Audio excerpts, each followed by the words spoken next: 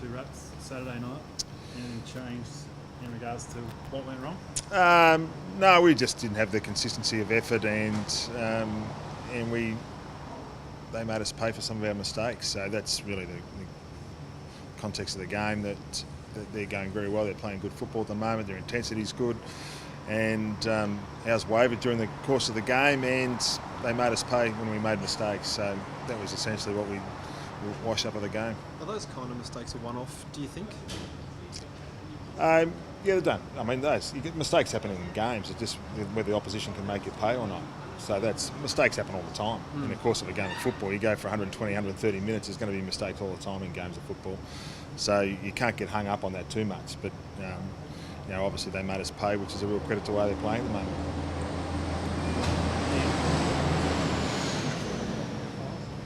The experienced boys made a couple deep in defence. Do you have to talk to them about that, or they just put that down to? I think they know.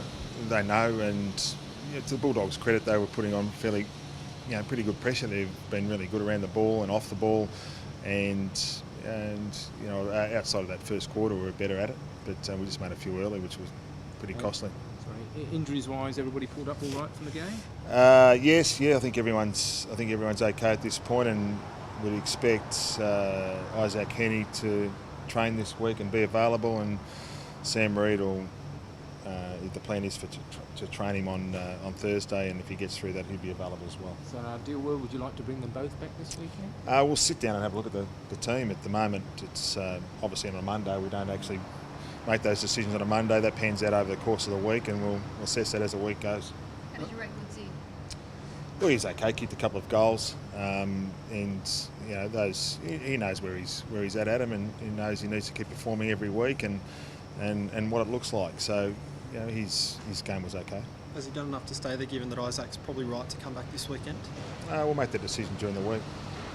In terms of guys coming in and out, obviously Harry got a late reprieve because Sam dropped out. Harry was kind of a stalwart last season, played every game. What was he just not quite fit enough or not up to the mark at the start of this year? His season was his pre-season wasn't up to where it was last year, and he's probably suffered a little bit between being in and out of the team as well, which probably happened to Dean Towers a little bit as well at different times. Is that sometimes you can get into that notion where you're not playing every week, but his form, whilst not bad, can be a little bit better. What about Benny McGlynn? Because I guess he's also been in and out. Did he have any pre-season issues there? Oh yeah, Benny had a number of pre-season challenges. He didn't do a lot of he had a couple of calves and a glute that meant that his pre-season, and even up to 2 or 3 weeks ago, was limited. So we need to get some game time into him and get him playing with good quality form and fitness. So it's a bit early to think about bringing him up from the twos just yet? Or? Well, we'll see. We'll see during the week. He played a game on the weekend. It's only his second full game for the year. So we need to make that decision on match committee. You've had a few slow starts in games this season. Is that something? How important is it to capitalise early? Yeah, it is. It's really important. We got off to a good 10-minute period on the weekend and kicked a couple of goals, and our pressure around the contest was pretty good. But then we ended up dropping away from that, and at quarter time we're behind on the scoreboard. So it's something we talked about last week. We wanted to get right. We still haven't got it right. We need to get it right and make sure we play for that 30 minutes, and then putting the next bracket together and continually doing that. We've been coming home okay during the course of the game, but we need to make sure we get out of the blocks better than what we do, and over a more consistent time frame than just for a 10 or 15 minute period. If we were able to get out of the blocks well against Melbourne, is that something you'd be looking to do? Oh yeah, we always try and do it.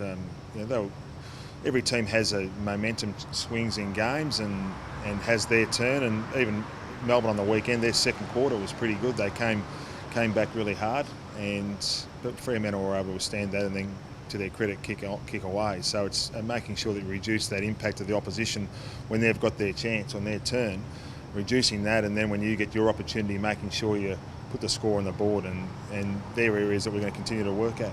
At the start of the season, would you have taken 3 and 2, 5 rounds in?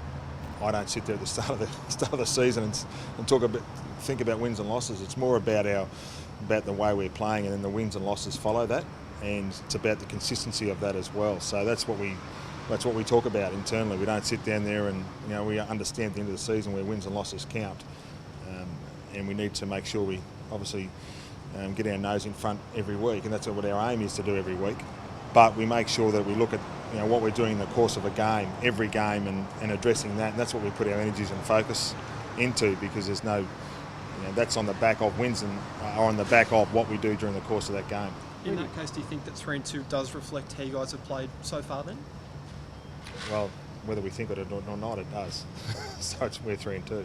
Where do you, I mean, obviously Melbourne were a little bit disappointing yesterday, but the general perception is they have continued to improve since last year. Where do you think they are in terms of their development? They've obviously increased their depth, particularly from players from other clubs, and that's been a real influx into their team, and their quality of players across the board has really increased because of that. There's been some quality players come into their team from other clubs, but also a player like Angus Brayshaw has come into the team, and an early draft pick has come straight in and looked at home. So those additions mean that their depth has certainly improved, and their quality of football has improved alongside that. Do you see any kind of hallmarks of the old Sydney and Melbourne? Bear in mind that Woozy obviously was here for a long time.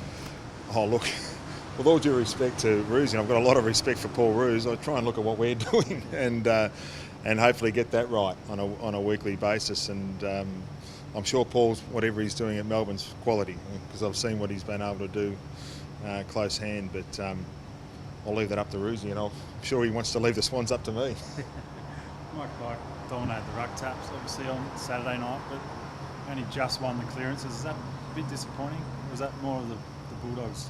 Well, those conditions as well. There was a few things in that. I mean, the clearances we didn't think were the issue coming out of the game. We thought it was more about at either end, making sure we pay going inside 50, and also those periods when we were scored against. So it's just about getting that consistency right.